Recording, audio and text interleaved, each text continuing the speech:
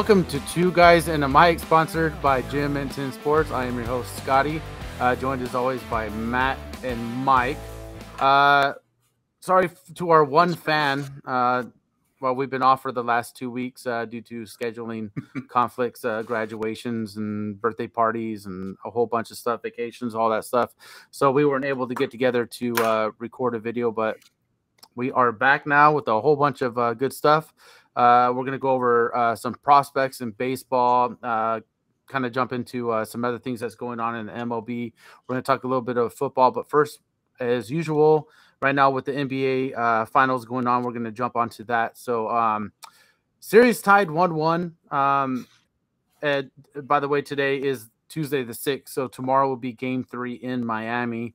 Miami managing to take one in Denver, which I was pretty shocked by. I really thought that this had the chance to go 4-0, maybe 4-1. Miami would get one like later on in the series, but the fact that they're going back to Miami 1-1, like I said, surprised me. But really, Matt, it shouldn't, because if you think about it, Miami has had a very tough road to get to the finals, and every series, everyone's like, yeah, they're going to get beat. They're going to get beat. They're going to get beat. And here they are. Yeah. They're sticking around. So what do you think is the reason? Because they made some good adjustments in game 2. Do you think they continue that in game 3, or what's your take on it? I mean, I give them props being the 8th seed. I mean, I didn't see them even getting out of the second round, to be honest with you. But, I mean, persevered, fought, and they're here in the finals. But I like how they played coming out this game 2 against Denver. Eric Spoelstra made a great adjustment. Look like instead of having Jokic facilitate the offense, which it runs through, that's how Denver runs their offense. He let Jokic have his. He's like, okay, Jokic, if you want to get yours, get yours. I'm not going to let you get your teammates involved. I like the perimeter defense, with Gabe Vincent and Duncan Robinson came up huge. He had like 10 big points in the fourth quarter. It's just they played a good perimeter defense. They didn't allow Jamal Murray to get loose. Aaron Gordon didn't do much. Porter Jr. didn't do much at all. I mean, Caldwell Pope didn't. What did he have? Like 10 points, 8 points, or something like that. I just like how they let him get what he wanted without getting his teammates involved. He had like 4 assists, 5 assists, something like that. So yeah, he was nowhere close to that triple-double that he's been averaging. Yeah, I mean, he got his points in the paint. I mean, he did what he had to do, but it just wasn't enough. And I like the way Miami made the adjustment and took everybody else out and let Jokic get his. So it's pretty impressive game plan. I liked it. Yeah, and one of the things I want to discuss too is, Miami's not afraid to play their bench players so far in this series. No. And I felt that they actually made the difference in game 2. Some of the stats. So their bench went 9 for 14 field goals, 5 for 8 beyond the arc. You add that all together, 14 for 22. You get that from your bench. You're getting hard to lose, because even if one of your starters are struggling, you get a couple of these guys that are hot off the bench. It's like you just don't miss a beat. Denver's opting to only have 3 bench. They're running with a 8-man crew. Now, I don't think it's the worst idea, because these NBA finals are just dragged out. I mean, they're getting days off in between games, which I don't like. It's way too long. It's way too long, yeah. You got between game 1 and game 2. Game 1, game 2 were both played in Denver. You had 2 days rest in between. For what reason? Yeah, I mean, there should be no more than 1 day rest between them. They can even play back-to-back days. But I mean, this was Miami in the fourth quarter. 36 points, 19 possessions, 69% field goal percentage shooting in the fourth. That's in the past 2 seasons, that's the 3rd highest field goal percentage in the fourth quarter in the finals. I mean, they had a phenomenal fourth quarter. They were just hitting everything, and ball movement was there. Yeah, they always say it's not how you start, it's how you finish. And they came out in that fourth quarter and gave it to Denver. I mean, Denver outscored them, what was it, 34-26, right? In the I think it was the second quarter. 34-25. Miami, yeah, something like that. Yeah. So I mean, them coming out and doing exactly to Denver, just slightly better, and that's all that mattered. That 3-point win. Doing better in fourth. But yeah, I mean, I wouldn't expect Miami to have another. I mean, obviously they're not going to have another shooting fourth quarter like that. Yeah. But that they still can't have some other strong fourth quarters or strong, second halves. So we're gonna see. And I mean, I don't expect their bench to do what they did again, but at the same time, going back to Miami, I mean, what if Miami comes out and just plays just balls out? Honestly, I didn't think Miami was going to win goes. I didn't think Miami was going to win Game 7 after the way that Game 6 in Miami ended. That was a heartbreaker for them. I did not think that they were going to go into Boston and just lay the smack down. I mean, they went in there and they dominated that Game 7. Yeah, they did. Yeah. And the funny thing, they had already booked their flight to Denver before Game 7, before they even played Game 7. Yeah, talk about having your thinking out for a game. You know what? They might have seen something on tape. They might have seen something on tape that maybe they expect. Unfortunately, I had to miss Game 7, but you know, I mean, it wasn't close when I looked at the stats, you know, which is really disappointing. Boston for the fans, the Miami fans. Boston had all the momentum right there, being down. NBA championship. Boston was down 3-0. Yeah, Boston's down 3-0. They win 3 in a row, and they're going back home for Game 7. They had all the momentum in the world and came out flat. Yeah, I mean, it happens. Yeah, and I do want to give now. We didn't get a chance to talk about it before you go, Matt. I do want to give the Lakers props. They were kind of like how Miami was, and expect them to get where they were going to get to, even though they got their ass handed to them by Denver, which that's the way it should have been, regardless. But you know, good for LA. Laker fans have taken a lot of shit since LeBron's come over there, because you know, any team that LeBron's on, it's automatic. Everyone thinks they're going to win the championship year in and year out. So nice to see them do well. But what were we going to go at, Matt? No, I was just saying Miami. I mean, the coaching doesn't get a lot of, how would you say, props. You know, the NBA coaching is mainly the players. But I think Spoelstra, with all that experience, I mean, what does he have over what, 10, 12 years of coaching experience, high leverage games with the Heat, you know, when LeBron and everybody was there. I mean, this guy, he's making adjustments, and I like it. I mean, I saw this series only going 5, and I saw the Nuggets winning it at 5. But I still have Nuggets in 5. But I mean, if the Heat can continue to make adjustments and just maybe slow down either Jamal Murray or Jokic, I mean, I doubt you slow down Jokic. It's more Murray, but I mean, it's going to be a good series. Right now, it's tied up. It's anybody's series, so we'll see. If Miami can still go 1-1 at home, we might be singing a different tune, you know, come the next podcast. Because you know, if you can keep it 2-2, and maybe Denver, you know, with the expectations of them being the better seed, the better team, everything, you might actually pressure's on them. You might put so much pressure on Denver. Yeah, you're gonna put so much pressure on Denver that they end up choking, and Miami comes out with the championship. I mean, if Miami wins, I mean, this is something that people are gonna be talking about for a long time. You know. Long time. So props to them. And then I don't know, you guys want to touch on the Morant situation? What are you guys expecting? What do you guys think the NBA is going to do as far as that goes? I mean, this guy's a top 5. He's a top 5 NBA player, but at the same time, man, he's got to quit this shit. I don't understand what some of these guys do. Now I understand, you know, they're some people just have a tougher upbringing, you know, your I guess they say, you know, from the streets or whatever. And some guys have a hard time letting go because, you know, maybe they're that, you know, friends are not going to respect him anymore or whatever it is. But like, he has to also think, like, you're a young superstar in the NBA. There's a lot of young kids that look up to you. Okay. Now you're going around now, you're second up, you're showing this gun, doing real stupid shit. You can't be doing that anymore. Like, honestly, if I was the NBA, this is honestly what I would do. I tell them, you can't play in the NBA for a year. We're going to actually ship you overseas if you want to play. You play over there. Get him away from all the shit over here. Get him away from all the BS. Give him an environment that he's not used to, somewhere where he's not, you know, negatively influenced to do dumb stuff. Make him make it so he doesn't have no social media. You know, make it part of restrictions. You know, you're going to have to restrict him in some stuff. Send him off. Let him get maybe more mature year, and then bring him back. He's young enough that it's not going to matter. You know what I mean? Yeah. And but I understand the NBA. They need to sell tickets. They got to have those names, but you can't be having negative stuff like that when it comes to these players. So I don't know. We're going to see what the NBA does on it. As far as that goes, what do you guys think? As far as them shipping him overseas, there's too much of a liability for them to do. What happens if he goes overseas? He gets hurt. There's too much of a liability. So at least he's in the NBA. To me, it's the same risk no matter what. Yeah, but that NBA and hurt. Whether he's overseas hurt or NBA, he's not playing, regardless whether he's on either ones. The fact is that I'm just going to be under some kind of monitor. This young kid from himself. They need to put him under some kind of monitoring. I don't know, man. It's hard to believe. I agree with that.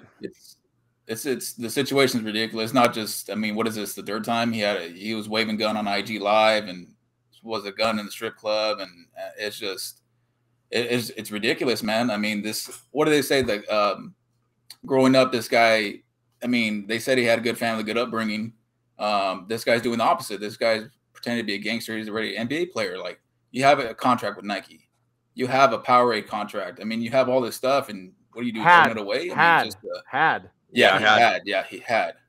So it's like, I don't know what the Grizzlies are going to do. I see the NBA. I mean, what Adam Silver came out saying, he didn't want to respect to the finals and the players, in the NBA finals, he wasn't going to release any info or they found new info on the situation and they weren't going to release it. So I respect it.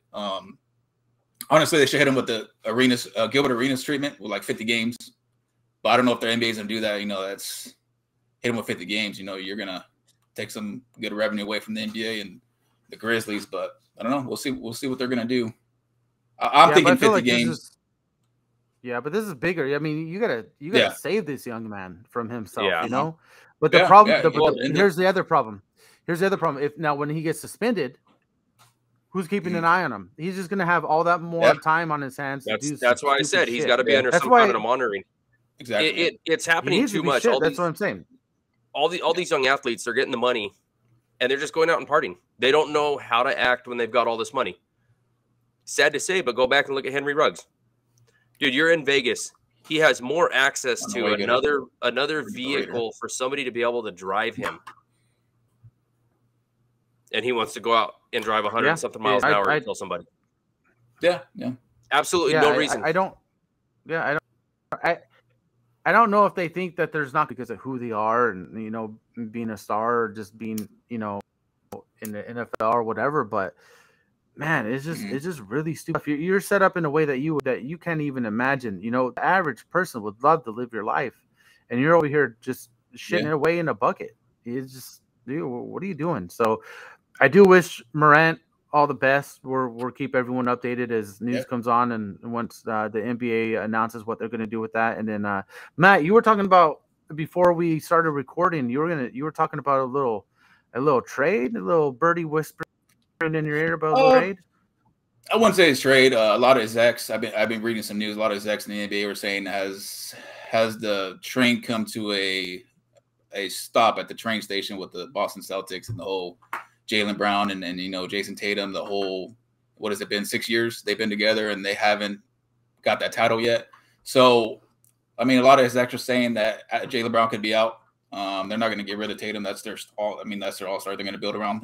He's their cornerstone. Yeah, it's their cornerstone to build around. But I mean, Brad Stevens came out saying that they want Jaylen Brown to remain a Celtic, but I mean, he's eligible for the Supermax up to what, $285 million. I don't know. A lot of whispers saying that they're checking the temp around the league, and a lot of people are saying like a little Damian Lillard trade to the Boston for Jaylen Brown and some other, whether it's compensation or players with them. I mean, that can work out for the Celtics. I can see Dame Lillard going over there with Tatum and balling out. I mean, Dame Lillard is a guy that can get his. Jaylen Brown, he's more that 20 to 25 point average, give or take. Dame Lillard's like that 35 plus point guy that can get you. He can catch fire, man. I mean, he can get his teammates involved. He's more the dribble, penetrate, kick out, catch fire when he needs to. And I mean, we'll see what happens. But they said they want Jaylen Brown to remain in Boston for right now. So, we'll see. Now I'm gonna put you on the spot here real quick, Matt. Yeah, they do. You being a Kings fan, I don't know if you've heard this or not. Dwight Howard saying he wants to come back and he wants to play for the Kings. Really? No. I have not heard that. Get Dwight Howard the fuck out of here. I saw something about that. It was either earlier or yesterday. I just need his ass to stand there and give me fucking 8 to 10 rebounds, man. That's all my Kings need. Just a rim protector. Nothing on offense. Just stand there. Give me some rebounds. That guy hasn't been relevant in the NBA for a minute. Well, I think he's playing over. He's playing over Japan or something right now, isn't he? Yeah, he's overseas right now. Dominating over he's there. Dominating. Yeah. But dominating overseas and dominating in NBA are two totally different things. Absolutely. Like, it's two different things. It's just a name now. I mean, if you go back and look at his stuff, he's just been, digressing for a while. He's been ass. Real quick before we jump ship to baseball, LeBron to Dallas, or is he staying in LA? He's staying in LA. His kid's going to USC. They stay in LA. Yeah, he's not going to leave. I don't think so. Yeah, he's not going to leave. Depending on where Bronny gets drafted to, they could move. Yeah. But his other kids are also whoever. Well, whoever Bronny gets drafted to, that's where LeBron's going to stay. He's there for a long time. He wants to play for his son. LeBron will go at that point. The money's not a thing. He wants to play with his son. I've said it for a long time. Whoever drafts Bronny, LeBron's going to go to them. He's going to say, "Sign me for a 1-year vet minimum deal. I just want to play with my son." Yeah.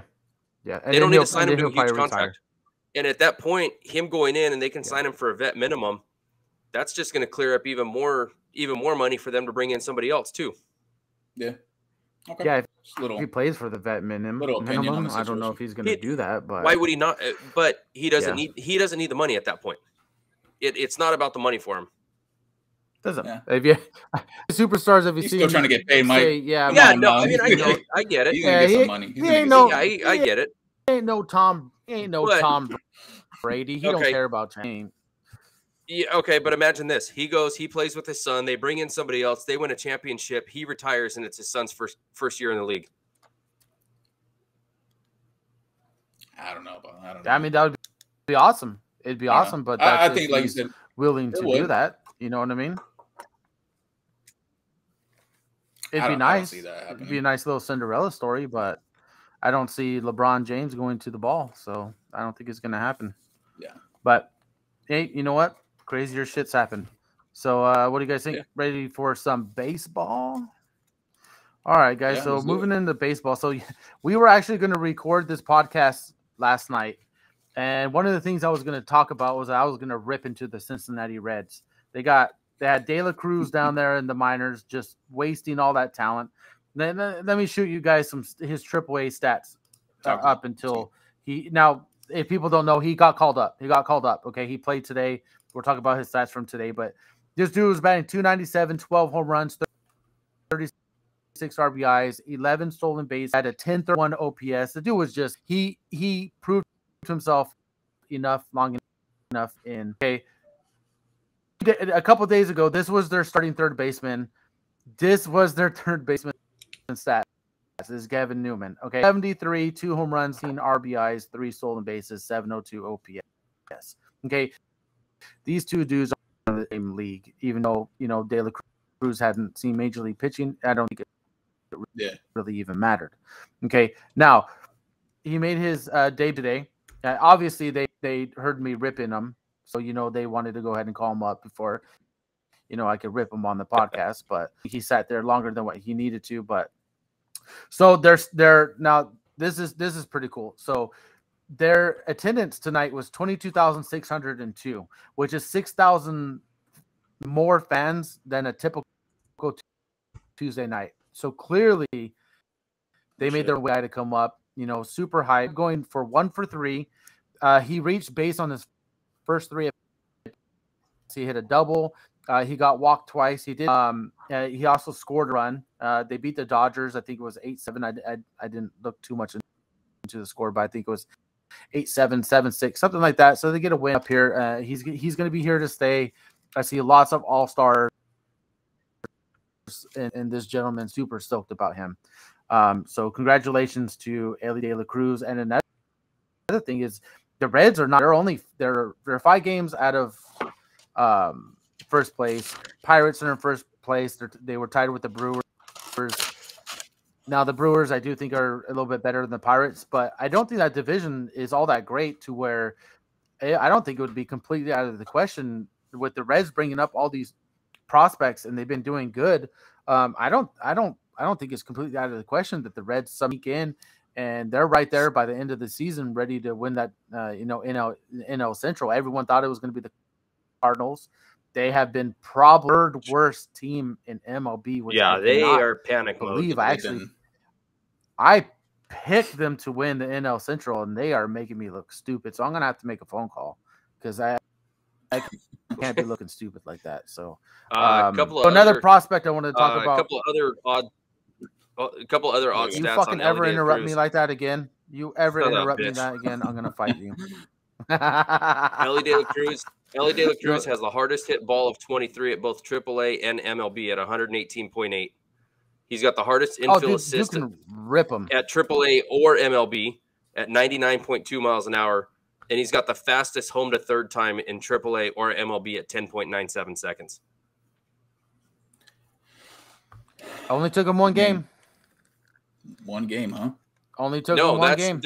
Those happened in AAA, but they were comparing those stats. Oh, my bad. No, okay, I understand. Everybody in MLB. Oh, okay. Yeah, my bad.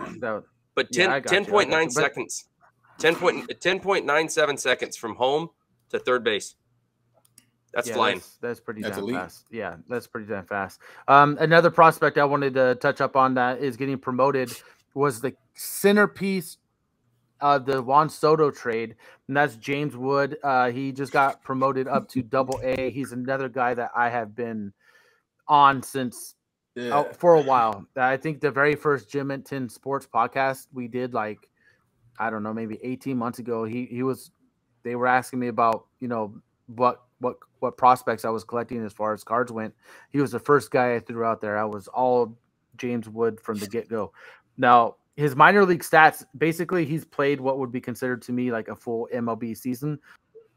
So in 553 at-bats, he's hit 315, 25 home runs, 123 RBIs, 38 stolen bases. 38 stolen bases, yeah. The kid's only 20. He's only 20. He's still growing into his body. Right now they got him. He just jumped up to the number 7 prospect on the MLB pipeline. This kid is 6'7", okay?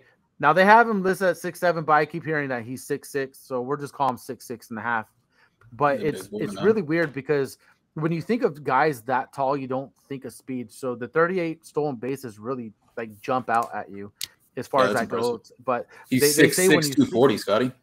6'6", 240. Yeah, I know. And think about it. He's 20 years old, so his body is still technically maturing into that man. So I mean, he's hit 25 home runs of 553 at bats, and his power, he could be a 35-40 home run guy by the time he matures around 24, 25, when he starts to really mature into that body fully.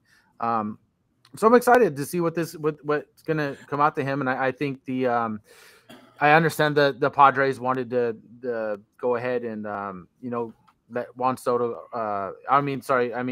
The Nationals wanted to let Juan Soto go, and now the Nationals have James Wood. Yeah. So, but with the way Soto, I mean, he's been hitting a lot better the last few weeks. So I think the last 3 weeks to a month, he's finally hitting over 300 again. But not for the season, but just for that month. But regardless, I mean, what if the Nationals just saw some stuff in Soto and was just like, you know what? Instead of having you, we'd rather have all these good prospects. They got a few guys. They got a few guys. That Robert Hassell's not a bad player either. CJ Abrams. So I mean, there's some talent to be had there in Washington. So we're gonna see how that trade pans out. But with the way Padres are playing this year, I mean, who freaking knows what they're gonna be? Mike, I know you had mentioned Washington's gonna need to worry about getting another pitcher. Strasburg's done. Yeah, he's done. He's not gonna pitch again in the majors. Yeah, no, dude, man, he's collected $105 million, Matt, on that contract since he signed that contract, and he's thrown 30 innings, maybe 35 innings. I think 30. It's 31 innings. Yeah. Yeah, they broke it down, and it was over $200,000 per pitch. 200,000. Yeah. It's, I mean, per pitch. The guy, what is he? 34, right? The guy's been won a 2019 World Series MVP. He got that $245 million contract. Is he done? He's done. What do you guys think? He's done. He's got nerve damage. It's a fall from grace, man. This guy was an elite pitcher, dude. I mean, it's sad to see, but the guy got a World Series. I mean, I would like to see him pitch again, but he does play for the Nationals. But I mean, I hope the best for him. He can come back, and hopefully contribute. But he was dominant when he was healthy. He was dominant. There's no doubt about that. Yeah. But I will say this for a number one overall pick and the way he threw in college and stuff like that, I don't think, in my opinion, he didn't mount to what people said he was going to be. Yeah. It was great. He was a really, really, really good pitcher. But, man, the hype when he was coming out of college was just – it was unreal. It was like the Bryce Harper hype. Yeah, just as much Bryce Harper. And yeah, it was. Yeah. Yep. And he had that hype, the guy sitting there throwing, 100 miles an hour and changeups sitting at 91, So there was a lot of hype coming out of him. But, think about it, Matt. He was 30 years old when he signed that contract. So so over the course of the last 4 years, he's only thrown 31 innings. So even without that nerve damage, he was already having lingering issues. He wasn't even playing. So to me at this point, he get his body right. Does he even want to come back? Does he even want to try to come back? Because it may not be clearly he's probably not going to pitch again this year, right? So he probably won't come back again until next year. He's 35 now next year. It's just I just that's what I'm saying. He's going to be 35. A lot of pitchers are still doing great at 35. Maybe just put him into a closer role, maybe a long relief pitcher, or whatever. As far as his starting games, I'm 1,000% confident that he'll never start another game. He's done. Well, this is not just a 35. It's a 35-year-old with lingering injuries and lingering injuries since 2019. It's bad. It's really bad. So, like you said, come out of the bullpen, make a relief. Yeah, in there. I think that's all he can be from now. To be honest with you, if he does come back. Yeah, but here's the problem: what's his velocity going to look like too? His velocity could just be terrible. I mean, he could be sitting between 89 and 92, and right now in Major League Baseball, that about 15 years ago, that would have been perfectly fine. If you're sitting between 88 and 92, you could live there. You can't do that anymore. Not with so many guys throwing 95 plus. Your little 90, 91 mile an hour fastball is going to look like most guys' changeups. Guys are going to hit you. They're going to hit you hard. There's only been a few guys that can really come out and off speed pitches that are mid 90s. Yeah, there's rarely pitchers the only that can pitch that around you and get Jamie Moyer was a great example of a guy that did not throw hard at all, that could dominate. Great shout out to but in an era where guys weren't constant. Huh? Bryce Elder, man. I mean, he's doing it right now. What'd you say? Small sample size. Bryce Elder. Yeah. But, like you said, there's not many around him. But I mean, no, it's just not. It's just the brand be looking for is a guy that can throw hard with lots of movement. That seems to be the new thing. Yeah. You throw a lot of movement. Throw a nice little sinker. Whatever the case is, that's just what it seems to be going. But prospect Mike that you were just talking about. Did you say who'd you say got bumped up, Mike, to AAA? Henry Davis. Henry Davis, the Henry catcher Davis in the Pirates organization. He just got bumped up to AAA earlier today. Right there too. The number one draft pick. No, we probably should have. I'm not sure what Pittsburgh is getting from their catching position. That's what I was looking up. They've got two catchers right here. One's played 36 games. One's played 29. Hedges in 102 at bats is batting at $176. Delay in 29 games, 71 plate appearances. He's batting .310. I got to look into it though. I don't know if he's hurt. and that's why he's not playing. Because I don't understand why you'd be playing a catcher that's batting $176 over a guy that's hitting 310. Yeah, they're trying to for Davis to see if he's ready for big leagues. Because they are in first place. Yeah.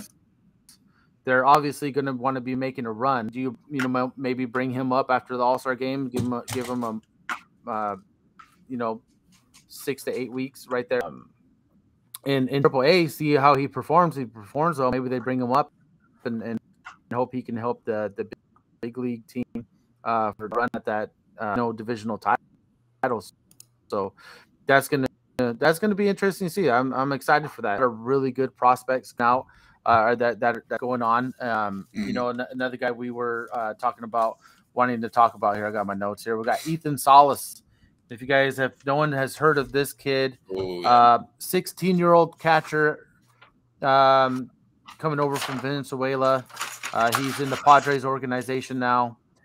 He is the first 16-year-old kid to play. That's insane, man. That's great. Yeah. In single A, which is Julio Urias, the lefty from the Dodgers. But he is the first 16-year-old to skip rookie ball. So he's making history there. Now he hasn't been doing too much catching. He's been doing a lot of designated hitting. Maybe they just don't want to overload him from the get. But if you've watched any type of tape, anything on him, this kid is going to be the real deal. I can't wait. He can hit for sure. Could be one of those players. Hitting. He could be up by 18. Dude, he's three. What is he? He's batting what? 333 right now. What? Slugging of 400, OPS at 945 at 16. Yep. I'm telling you, he's going to be the real deal. I could see him not next year, but the year after that. His 18 when he just sorry. You know what? Let me make. He just turned 17, didn't he? Yeah. When I read that art, he just turned 17, but he was 16. I think it was Friday. He just turned 17 on Friday. Yeah. Yeah, he just turned 17 on Friday, but he was still 16 when he made his debut. He is still the first 16-year-old to do that, whether he was close to 17 or not. It doesn't matter. I mean, we could see him as an 18-year-old. I think didn't Andrew Jones make his debut as 18 or was he 19? 18, Griffey too. 18. I think it was very end of his. Yep. And I want to say Bryce Harper, right? Or was Harper 19? I think so. I think he did as well. But exciting times. Jackson Holiday for baseball, for sure. The next couple years in baseball is going to be. It's going to be a good time for these young guys coming up. Whoa. I was going to bring up Jackson Holiday, but go ahead, Scotty. Go ahead. You can bring him up. Go ahead. Yeah, well, you take too fucking long, but no, don't let me take your time shine so you can go ahead. No, go ahead, man. No, what are you saying? He's just number 3 overall prospect, man. I mean, this guy's turning it up right now, man. Tearing it up. Go ahead. Let me hear what you got to say about him. Go ahead. I was just gonna say it's another one of these sons, by a good ex-league baseball player, coming up. He's already ripping up. He's like batting like 357 in high A. I think he's another kid, another player that he could be up at 20, 21, and just it's another young player that Baltimore has with a lot of promise. And Baltimore's looking good. Baltimore's already playing. Watch out for Baltimore. Baltimore's looking. They've hit on these draft picks. They've been very patient with their guys, and Baltimore could be the new king. It's going to be interesting to watch them and the Rays go at it as the year goes on. Yeah. But I was just about to say that. I wouldn't be surprised. I'm looking forward to give the Rays a run for their money at the end of the season for that division. Yeah. I still think it's the Rays division, but I think Baltimore's going to be right there. you know, they're going to be able to see him in their rearview mirror. So we're going to see how that goes. Other news, Jacob deGrom, guys, Tommy John, he's done. You know, and that was one of the things that that, you know, New York was afraid to re-sign him, you know, was because of his history of being hurt. I mean, when he's on the mound, he's phenomenal. I think he's the best pitcher in baseball when he's on the mound. But the problem is, you know, if you're not on the mound, he's never on the mound. You can't stay healthy. Yep. Well, good are you if you can't throw? Yeah, and yeah. I mean, he only pitched 30.1 innings. He got a couple wins, 2.67 ERA. So he was doing, still racked up, you know, Jacob deGrom stuff. I think he still had 45 strikeouts in 30 innings. Yeah. Yeah, and even Texas without him has, I believe, it's the best ERA in the American League. If not the best, one of the best. So imagine that staff even with deGrom. They could go toe to toe with the Rays just because of their pitching come playoff time. So we'll see how that whole situation goes. But he's obviously. I mean, this guy's a 2-time Cy Young Award winner, man. I mean, what do you guys think? This guy, this is his second Tommy John, man. 2 Cy Youngs. I mean, I don't know what the percentage is coming back after the second. Is he going to look the same? Is the stuff going to be the same? I mean, who knows? Who knows? He's going to have a long road ahead of him. He's not getting any obviously younger. The rest of this year he's gone, but he's also going to miss part of next year. Yeah, they said late return next year. So I mean, who knows? Yeah, I was gonna say he probably won't be back next year after All-Star break of. Yep. So I mean, it's just one of those situations where it's like these guys are even because they're so talented. The problem is that they're so talented, they aren't afraid to throw the money at them. But I personally would be, because it's like, dude, yeah, I'm giving you all this money, but it's like if you're not on the field, you know, I'd rather take the second best guy that's available in free agency and is healthy and is going to be on the field to help my team win, over opposed to like, well, what if this guy finally has one good healthy season? Yeah, it just hasn't been like that for deGrom. So and another thing we want to touch bases on real quick before we move into some segments here in baseball. Right now the A's are on pace to break the least amount of wins in a season. The 2003 Tigers, 43 and 119 for a 265 win percentage. Here we are, 62 games into the season. A's have 12 wins, so they could finish with under 40 wins. I could really see it happening, especially if some people come and want to pluck a couple of their decent play. They always do. You know, what are they on pace for? Yeah. I feel bad. I think it's 36 to 38 range. Yeah, is right now what they're on pace for. It's something like that. Either way, it's not looking good, and it's embarrassing. And then on top of that, you're talking about moving the team. Who's gonna want you if you like? If I was in charge of his. But who's gonna go watch this team play other than all the other teams' fans? And even at that, they're not gonna sell enough tickets. The owner would sell. The problem is that believe it or not, he's making a profit. He's making a profit because of the bargaining sharing agreement. So what happens is, the A's keep their low payroll, but they get a huge revenue share of all the merchandise and things that are sold throughout MLB. Low payroll, they don't win games, but the owner, who's a billionaire, he still makes money. So as long as he continues to run it as just as a money grab, will not go anywhere. They're not going anywhere. And a lot of I don't know if you guys heard about that, but there's now a new thing where a whole bunch of A's fans they're buying and these shirts that say "sell the team" because they want them to sell the team, you know. And if like I understand the business point aspect of it is like, yeah, you got to run at the same time. You know what's going to happen if that agreement cuts down? What if they cut down the percentage of what the A's get? You know, as far as merchandise sales and things like that. So we shall see. We shall see how that goes. Is there a way? Is there a way that MLB can step in? No, they can't. I don't think so. No, they can't, dude.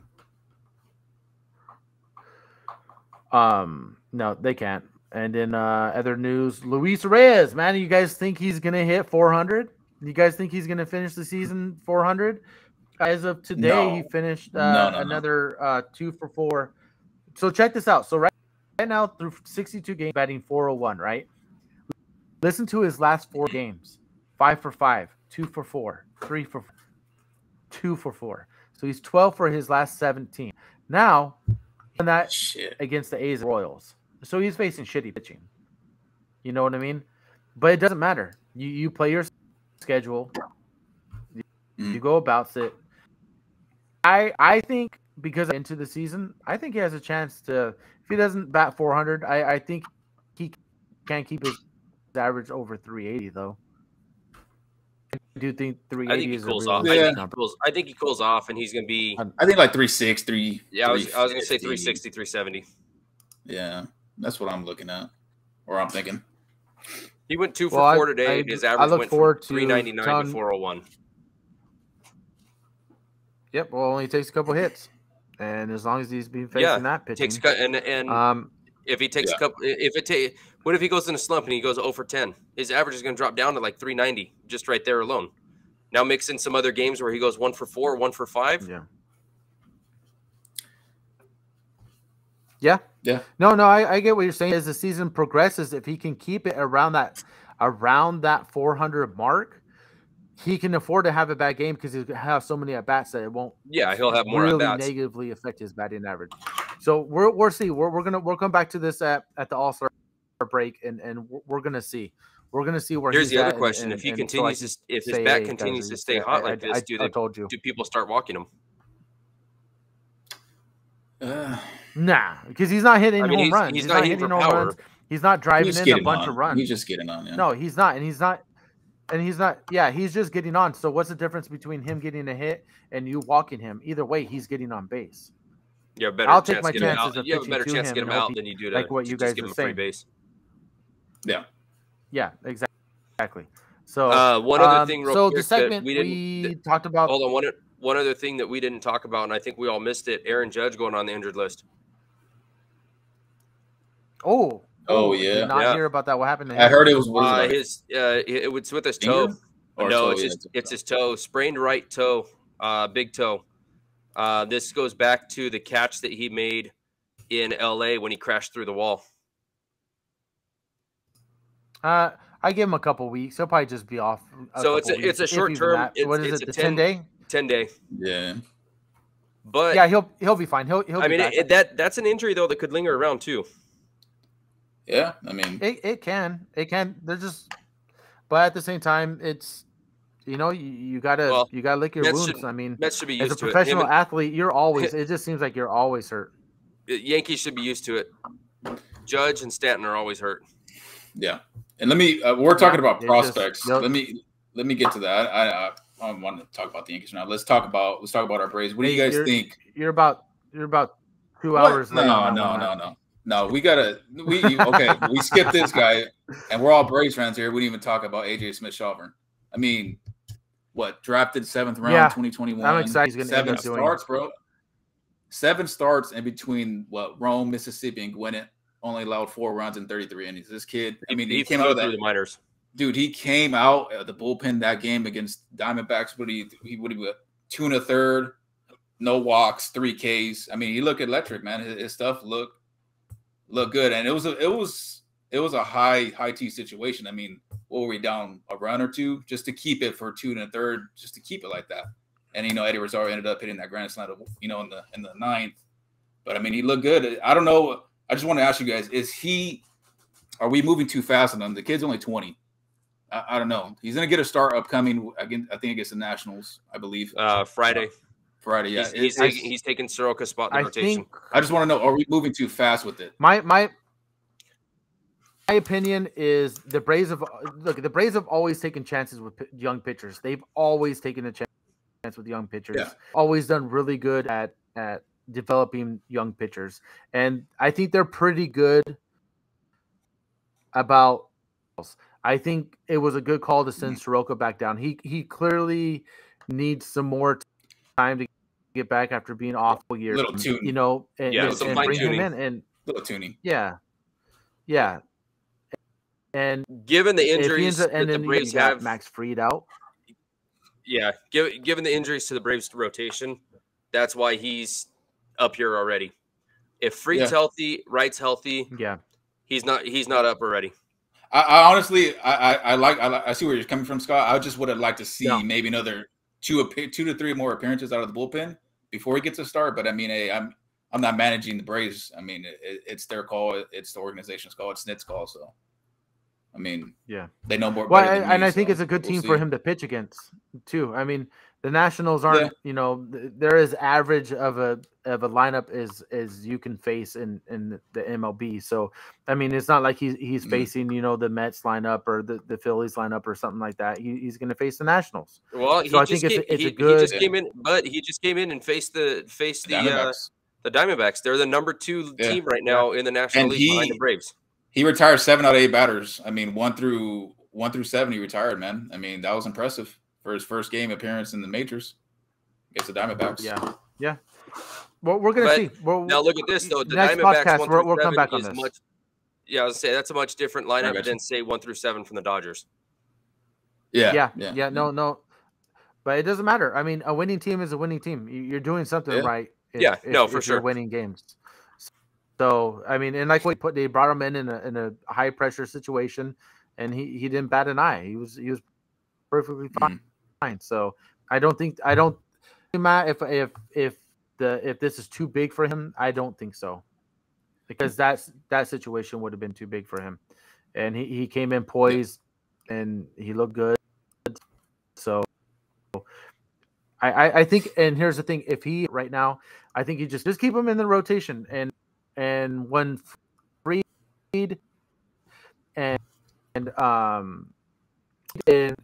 now Kyle Wright, before he even went on the injured list, he didn't look like the Kyle Wright of last year.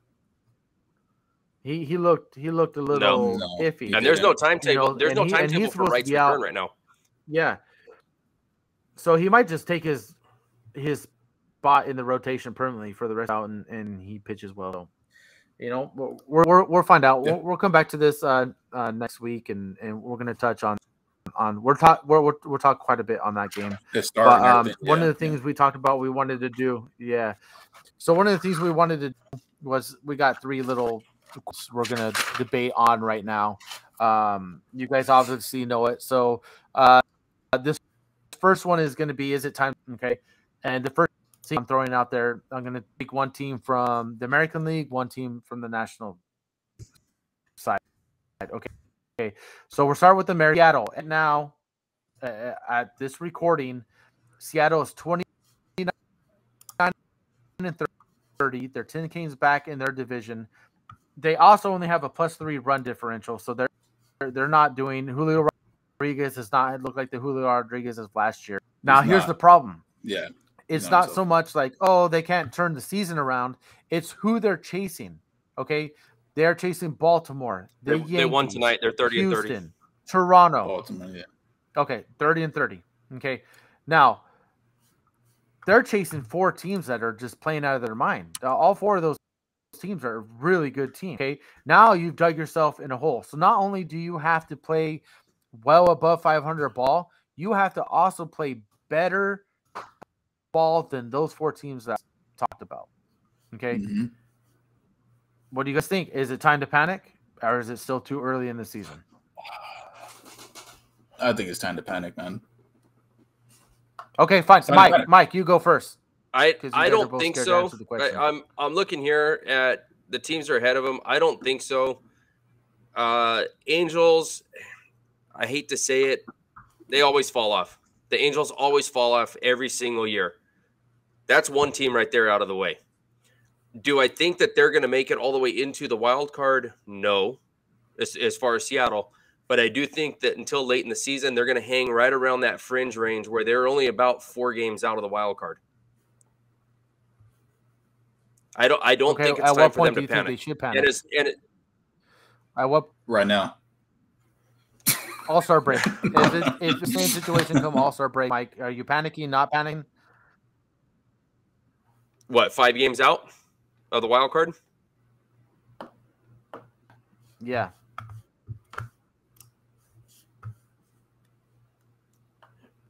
Okay, if you panic, what do you do though? It's not rocket you don't science. Have anybody to sell. Fucker.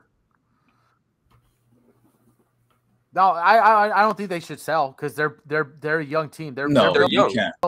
Yeah, they're young. They have no reason to sell. Their pieces are, their pieces are there. So so Mike says not panic. Matt, you are saying not it's yet. Time to panic. I'm saying it's time to panic with that division. I even with the expanded playoffs, I don't know, man. I don't see it. I just don't. Yeah. Especially that. What are they last in the division? No, yeah, Oakland's last in the division. No, okay. The A's. If you want to count that AAA team. If you don't want to count the A's, yeah. But I mean, come on. I mean, like Scott said, everybody's underperforming. I mean, Luis Castillo's doing his thing. I mean, just these other guys with Logan Gilbert. I mean, their ERAs are just their pitching staff is not cutting it right now. I mean, offense isn't there, not showing up. I mean, you can't be lagging ass. They're already 10 games behind in the division. So it's like, how far can you get behind? Yep. I think it's time to panic. But like you said, what are you going to do? You can't sell. You're already. It's out of the question. Yeah. Oh yeah. No, for sure. They won't win the division. No. That's why I said they're going to stay right around that 4 or 5 game mark out of the wild card. They will not win the division though. Yeah. We shall see. Yeah. Opinion is it's time to panic. And the reason I say it's time to panic is because of the teams that are ahead of them. Now they are chasing Houston, who's in their division. What if they lose games to Houston? You know, that takes that team out of the equation as far as you passing them. The Yankees now have been playing better than them with all the injuries that they've had. What happens when they start getting healthy? They're going to be even a better team. It is going to be hard to chase them. Baltimore, I already have them penciled in is a team that's going to make the playoffs come wild card. You have the Blue Jays ahead of them, who I think is obviously playing better than they are. I think it's time to panic if I'm Seattle. They really needed to jump off to a strong start. A lot of people had them going to the World Series. The season starts, and that's that. I don't even see that happening, let alone even make the playoffs. So me and Matt to panic. Mike, you seem pretty confident. Not time to panic. Not yet. Again, we'll touch bases on this way later in the year and see how things are going. Now we got over to the National League. We got another pick that a lot of teams were picking to possibly make the World Series. And that is the San Diego Padres, 28-32. Now their road is not as bad as seems back of their division. 4 games back with a wild card. They have a plus 12 run differential, which we all knew too crazy because obviously they have offense to score runs, but they didn't have the. Everyone knew pitch staff was not going to be there to in low scoring games. That's not their pitching staff. So we'll start with you on this one. Time to panic, not time to panic. No, I don't think it's time to panic. I'm just gonna say it's underperforming, and the underperformance is what makes me want to say panic. But no, I believe they have the team, but they're just underperforming right now. I mean, the third highest payroll in Major League Baseball, like $250 million. I mean, you're paying these guys to get wins. That's the way I see it, and just not something hasn't gelled in that lineup with Bogarts and Machado and Tatis, and just everybody there. It's just it doesn't make sense. But like you said, what are they? 5 games back or something like that? I don't think it's time to 5.5 games back. 5.5 games. Yeah, I don't think it's time to panic yet. No, I think they ride the ship, and with that talent, that team's too talented to panic on as of right now. It's not even the All-Star break, and we'll see after the All-Star break and see where they're at and gauge the temperature there. But no, I don't think it's time to panic at all. And Mike, your opinion? I agree with Matt. as far as it goes, it's not time for them to panic. I'm looking at they're 4.5 out of the wild card right now. 3 of the teams ahead of them, including the second place wild card team, are under on runs. They're all negative run differential. Yeah. Philadelphia is a negative 30. The Mets are a negative 14, and Miami is a negative 29. Pittsburgh, they've cooled off lately. I don't think they started hot for the year, and right now they're only 4 games over 500. They're 32-28. San Francisco's 30-30. Are they going to continue staying 500, or are they going to fall off? I think San Diego. They're not time for them to panic. Team. Do they need to go out and get a pitcher? Absolutely. Yeah, sure enough. Yeah. I'm kind of in agreement with you guys. Maybe not panic, but armpits are starting to get a little sweaty. Underperforming. I'm getting a little nervous. Yeah, I'm getting a little nervous. You know what I mean? But they have the lineup that can get hot at any given time, and I got to tell you, once that lineup gets hot, they're going to be fine. But like what Matt said, you got 4 stars. You got 4 stars at the top of the predicament. Well, yeah, like Scott said, these top 4 were projected to be like studs. I mean, these guys are studs. You project these guys to fucking hit out of their mind, and it just something hasn't gelled. I mean, I don't know if it's team chemistry or what it is. It's just something's not clicking. But I mean, like Scott said, once it happens, it can be pretty scary. Yeah, I mean, you got 4 guys at the top of your lineup that can all put 100+ batting averages and 25+ home runs. I mean, that's that's unheard of. You know what I mean? So we'll see. We'll see if they catch fire. Or maybe this is just an experiment that just is not going to pan out. And the question is, what do you do after that? You just traded away all your young pieces for Juan Soto. So, in hopes that this will end up getting you over the hump, get past the Dodgers. And now here we got Arizona out of nowhere, playing great baseball, young, good team. The Dodgers are always going to be the Dodgers, and they got a lot of young talent. They're going to be good for a long time. They got a lot of guys coming through this system over the next. So right now, they probably need to figure it out this season. I agree with you. They could use the arm, but after trading all their pieces away, they don't have much to trade. They got nothing. What do you do? Yeah, got no ammo. Well, I'm looking at San Diego's. I'm looking at San Diego's upcoming games. No, can't do that. You can't do. You got a bat that's in the lineup multiple times every single game versus a pitcher that's 1 out of every 5 games. No. Yeah, no, I agree. Yeah, I guess you guys. But I'm looking at who they have coming up. They got a good chance. They got a good chance to make up some ground. They got 3 games against Colorado, 3 games against the Guardians. After that, they got 3 tough games though against the Rays. Then they play the Giants for 4 games, and then you got the Nationals for another 3, and the Pirates for 3. So they got a chance to probably make a run right there. Yeah, which is now. They better get their that's the time to make a run. Now continue to play. If they only play 500 ball during that stretch, they're in trouble. Yeah, they're in trouble if they only play 500 ball. They're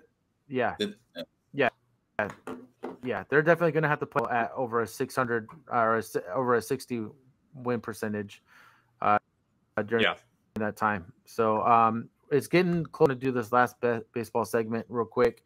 This one is. Would you or wouldn't you? And this one is really good subject to touch on.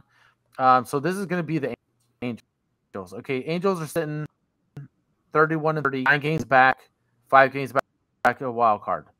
You will not. Shohei is not re-signing.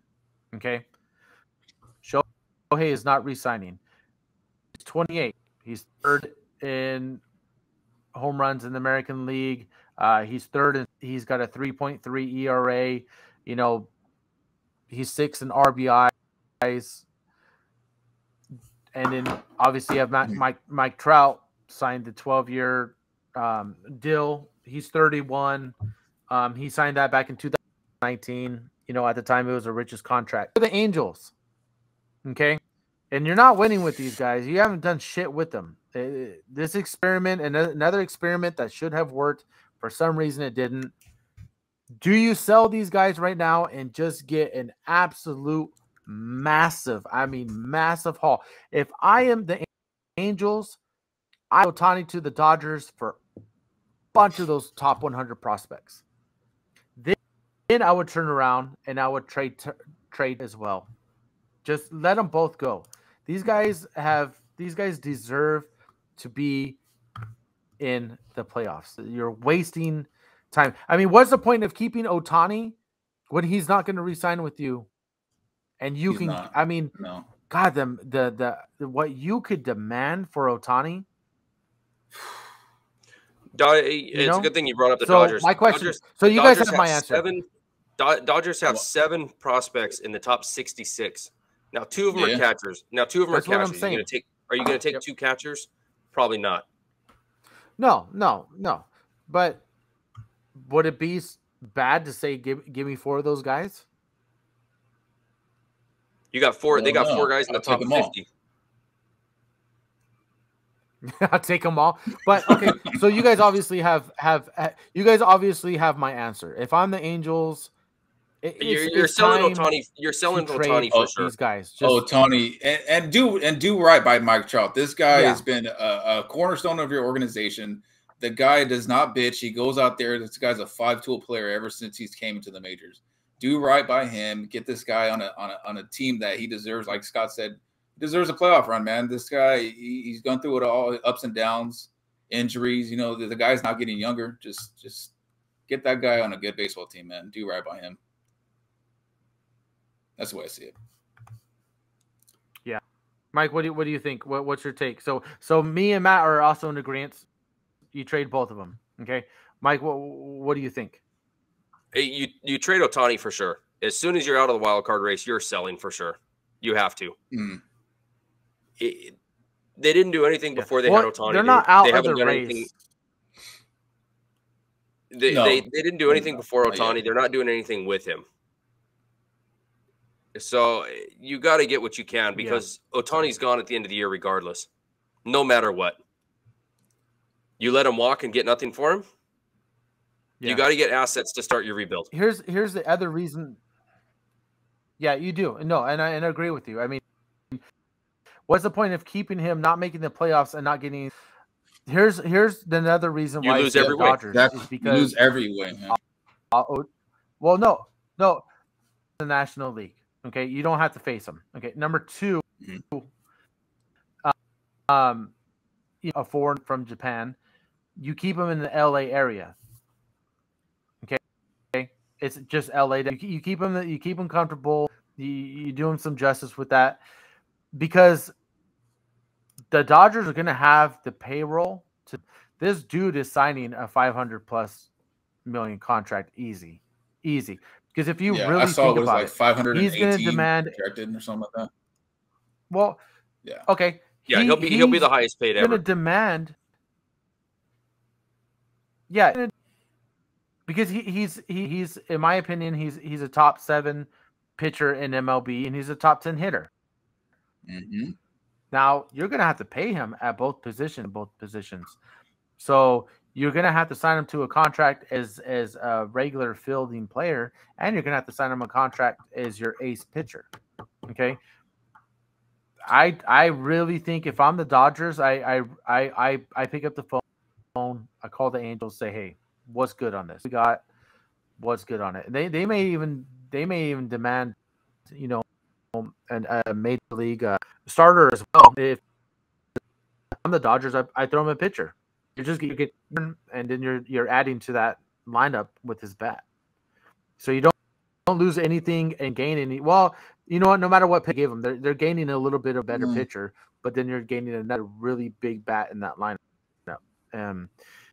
And I would love to see both those guys get traded. So, you guys got? You may have said it, but I didn't hear. You may have said it, but I didn't hear. Where you want to add? Where do you send Trout?